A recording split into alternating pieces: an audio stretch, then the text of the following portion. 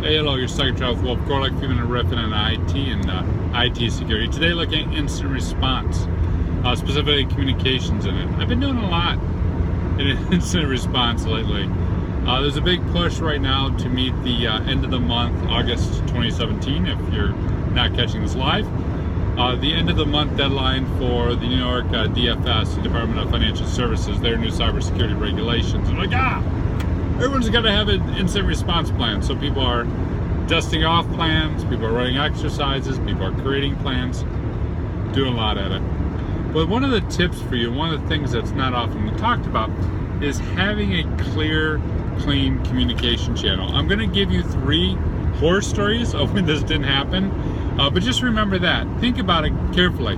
If you can't trust your systems, how are you going to communicate during a breach?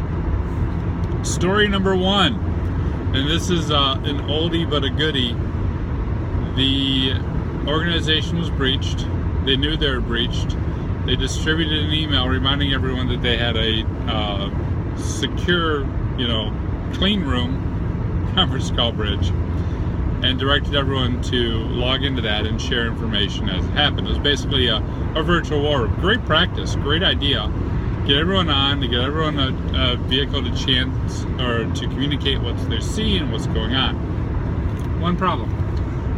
The criminal had already compromised a couple email boxes and saw this clean room go out and promptly dialed into it and was real time changing his tactics in response to the incident responders.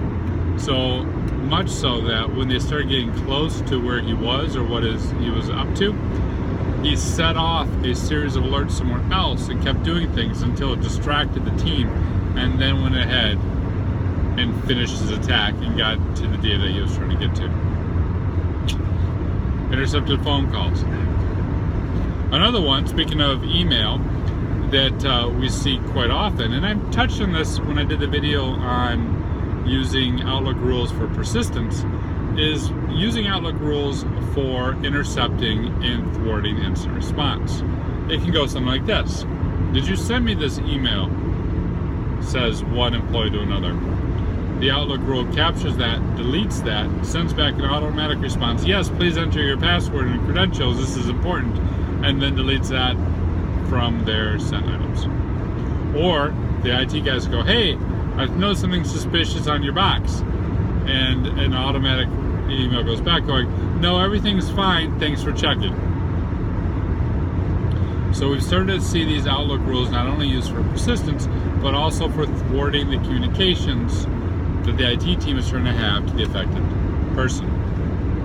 Even scarier, and this is number 3, just heard about this, using those same type of rules, but only on Skype Messenger, right? Instant messaging. So now I tell the person, hey, I think there's something wrong with your box. Please run this tool. Run Malwarebytes. Run a scan with Carbon Black. Do something to find the bad guys. And the rules are set up in instant message that those messages never get to the affected victim.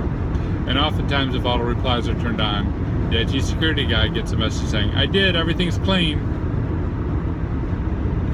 And so they're thwarted. The point is, we've seen criminals now intercepting phone systems, intercepting email, and intercepting instant message.